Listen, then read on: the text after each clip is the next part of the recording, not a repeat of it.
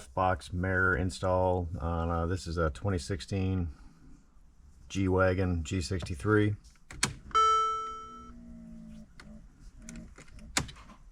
So the Wolfbox mirror, it is a mirror slash camera. That's why you can see the reflection while it's turning on right now.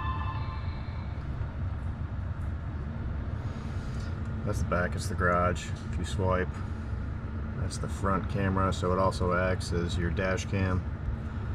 You swipe it again, it gives you both. So this is the 10-inch. For the G-Wagon, you have to get the 10-inch. I had the 12 because with the 10-inch, if you get the 12, you will not be able to put your visors down. It will be too wide. So I was gonna clean up these wires a little bit. So I figured I'd do a how-to video on how I installed it. So when you start, you have your stock Mercedes rear view mirror up there.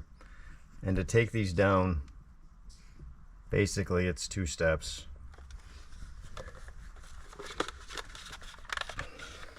It's almost just like a spring.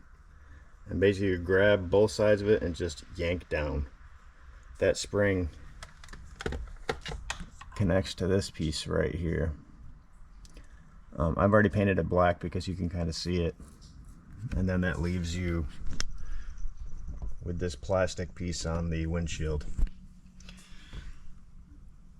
So with the angle of the windshield, normally with the Wolfbox you would just take that and it would go right onto the mirror mount on most windshields. Mercedes doesn't have that. It's different. They don't have a mount. And the best way I could figure out how to do it was mount it straight to this plastic piece that's on the windshield. Now you do have to offset it just a little bit. It's not centered. It's off to the left just a hair. I bought this piece at the local auto parts store. It was about $5. But so I actually have the mirror mounted to that, which it does, but this piece is only onto the windshield very lightly and it will pop off if you hit a bump or something, so that does not work perfectly. So I'll show in a little bit, but basically this piece was the normal Mercedes mirror mount. I took this special zip tie right here that has 2 spots on the end for 2 separate zip ties. So I ran one around the other, right there, around this piece here. And then that leaves a second one, which I went down to the windshield, or to the mirror. And this goes around the mirror, up to here, and it holds like the torsional force up. I've had it up for a while. It works well. I'll show you a picture of it so you can easily understand it better on. And I'm also going to take these wires. These are the 2 mirror wires, and I'm going to run them down the zip tie with some cable wrap so it looks cleaner. That's the whole thing I'm doing today. But basically, to mount the mirror, you get this piece here. That's how easy it comes off. I used a small screw that goes through on the back. It does not hit anything. And then that is the mirror mount. So this just literally pushes on there. And then this is the power supply, which I ran over, down, underneath, and out. And it's just the 12-volt power supply, and then it has a cell phone charger on it as well. So that's the power supply that runs up the passenger side of the car, comes out here. It's a type C.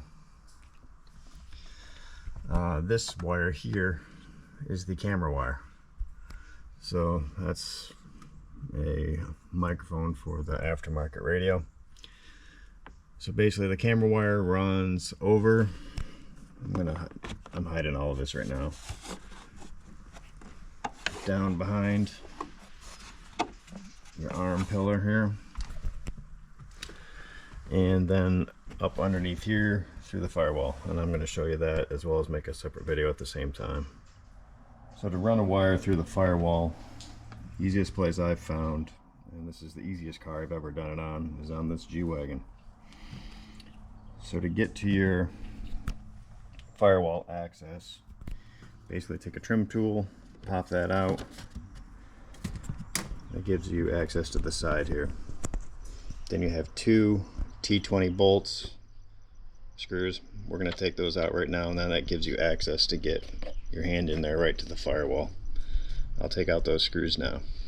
So the two screws are out, but basically you're going to be reaching your hand. It's right on the other side of here. You're going to be reaching your hand in right to this spot right here on this upper corner. And all this is a giant hole right here with some foam in it for some engine insulation. And it comes down, and then there's this zip tie here right on the bottom. And all of your wiring harness comes through. So you cut this zip tie off, it opens up, run your wire through, and then you put a new zip tie on and cinch it down, and you're done. So you can see that wire I ran through there. That's the that's for the rear view camera, but there's a lot of room to do that. So that's what you're reaching to. Now that these two screws are out,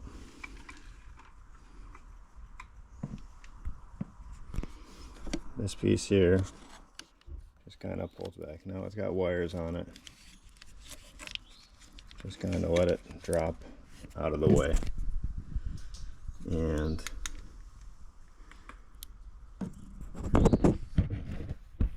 I don't know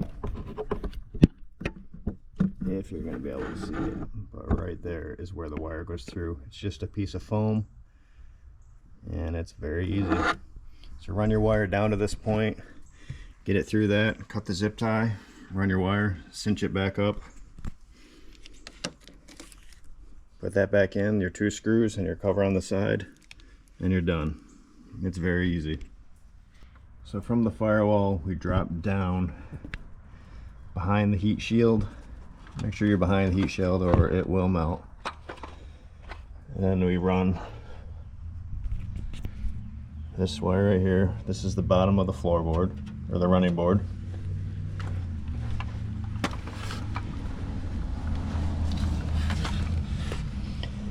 All the way back. And then we make our way up over through here to the top of the fuel tank. And once I get to the top of the fuel tank, I use an old clutch cable. Let me grab it. So this is an old clutch cable off of a Harley Davidson. It works good. Pretty much anything that's kind of malleable, like a cable run tool for coax or anything like that. A piece of cable will work. Basically, I just took the camera end wire, and I taped it to this, and I ran it up over the top of the fuel tank, and that brings you straight to the rear bumper where the camera is.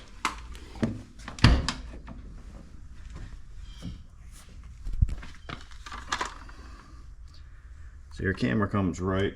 Here's a mount that I'm going to put a link to for the Wolfbox license plate bracket. It basically connects with the two screws, and it has a mount here, and your camera sits right there.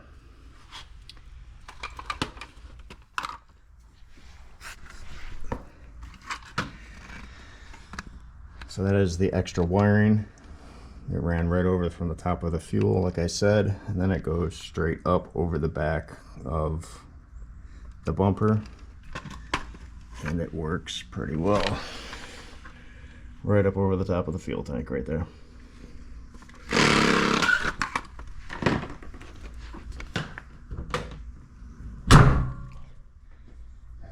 And that is how the camera looks on the back of the truck. It's not bad. So now that we've got the wire run all the way to the camera, up through the centerpiece down to here, you have these two wires.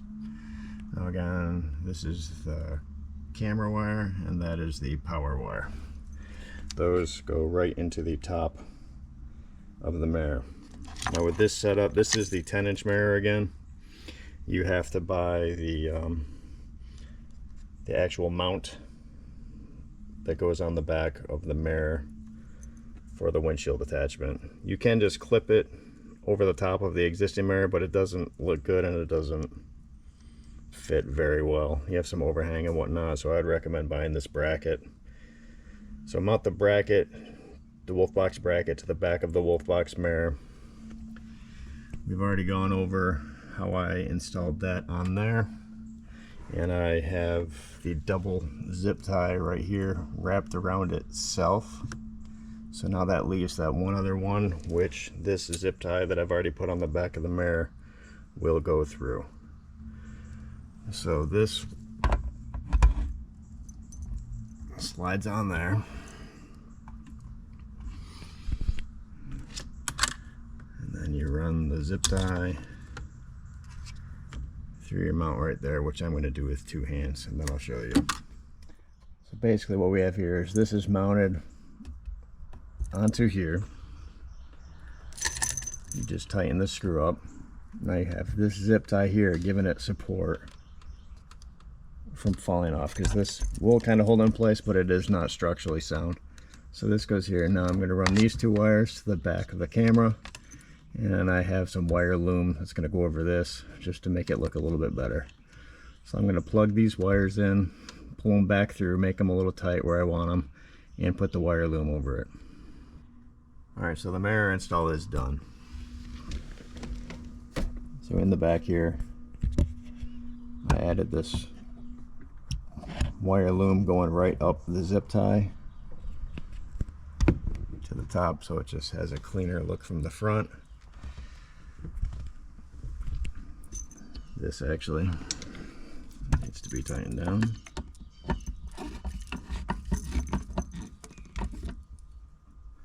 So that's tight. So this just holds it where it has to go left to right, and this, the zip tie that we installed going straight up and down, holds it from going up and down. But you can't even see. It looks good from the front. It looks almost stock, I guess. But this camera has worked out pretty well. It gives you the date, gives you this, it tells you if it's recording. This is the back view. You swipe to the right, that gives you the front view. Now the front view, you do see a little bit of the black piece here, but you can't get away with it with these trucks. So we just do the best we can to get that side viewed. If you were to get hit from that side or something else, it would show up on the camera. This side goes there, but you're not even looking at that when you're driving. You swipe again, it gives you both views, rear and front. You swipe again, that's your back view. So it is possible to put a Wolfbox on one of these. Again, you have to get the 10-inch mirror, not the 12-inch, because if you get the 12-inch, like the 10-inch, it just fits there with your sun visor. Pretty easy install once I figured out how to do it. One last thing I forgot. Once you do take your OEM mirror out, you do lose your home link on the bottom. So for the garage door opener, we did have to go buy one of these cheap ones off Amazon, and just hook that to the visor. But so you pretty much have to decide, would you rather have the rear view camera and then get this, or keep it the same way with your other one and not have the rear view camera? So we opted for having the rear view camera. We like it better because it also has the dash cam, and then you have to sacrifice a little bit and get the home link. Again, hope this video helps, and have a good day.